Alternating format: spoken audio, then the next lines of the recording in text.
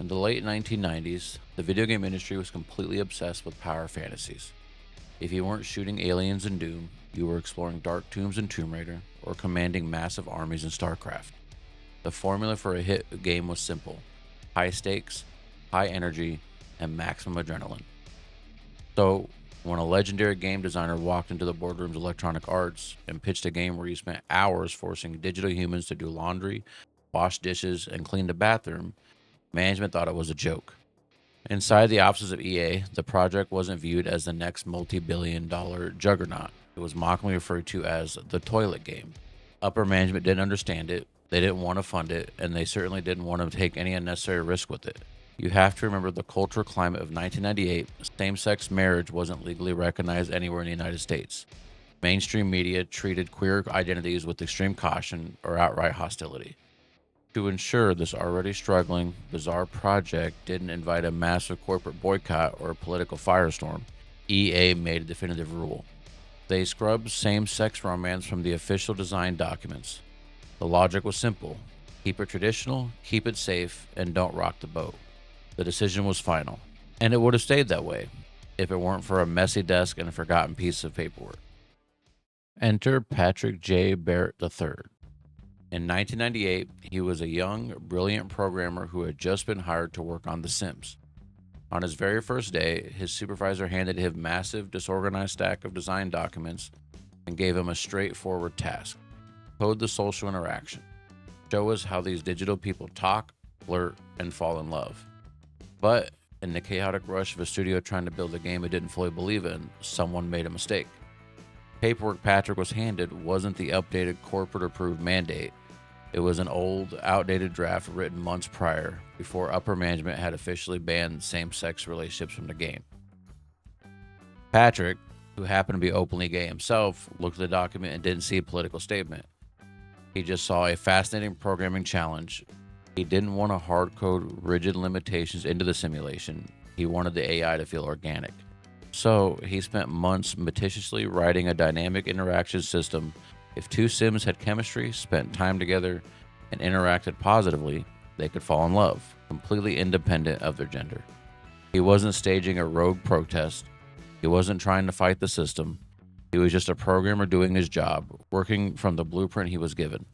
And because the code base for The Sims was a massive, sprawling labyrinth, no one else on the team noticed what he had done.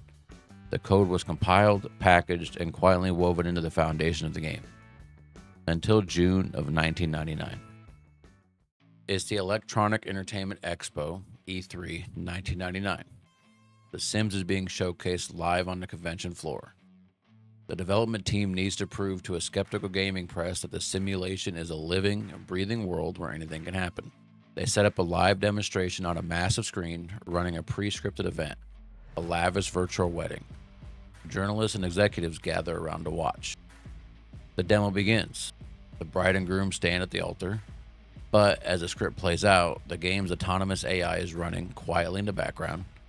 Two female guests wander into the frame. They look at each other, they interact, and because Patrick's code is perfectly doing exactly what it was designed to do, they completely ignore the wedding, walk into the center of the screen, and passionately kiss each other.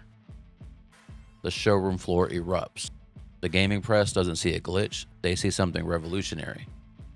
Articles scramble to cover the game. The accidental kiss instantly becomes the most talked about moment of the entire convention, generating a massive wave of positive hype.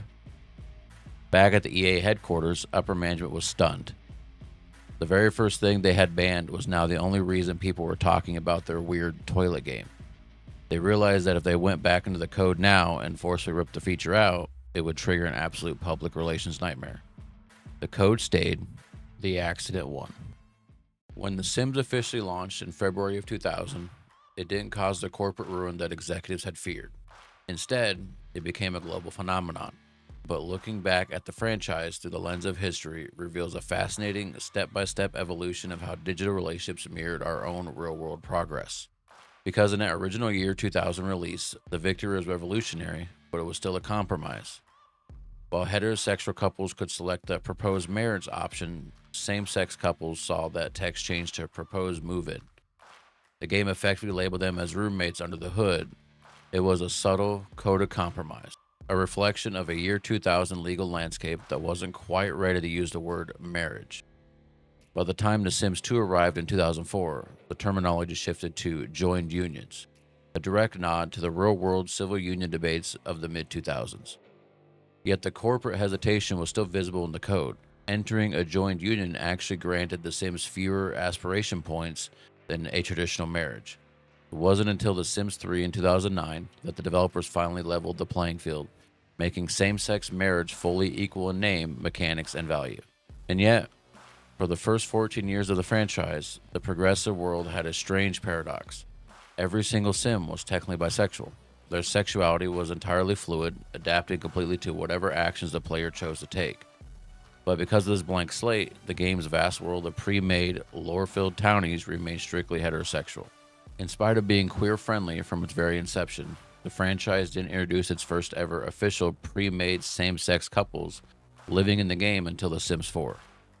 It was a milestone that paved the way for the game to finally introduce formal, fixed sexual orientation settings, moving away from a world where everyone was fluid and into a world where characters could explicitly define who they were. Looking back at this decades-long journey, one can't help but wonder how different the entire landscape of gaming might have been if upper management had succeeded in 1998.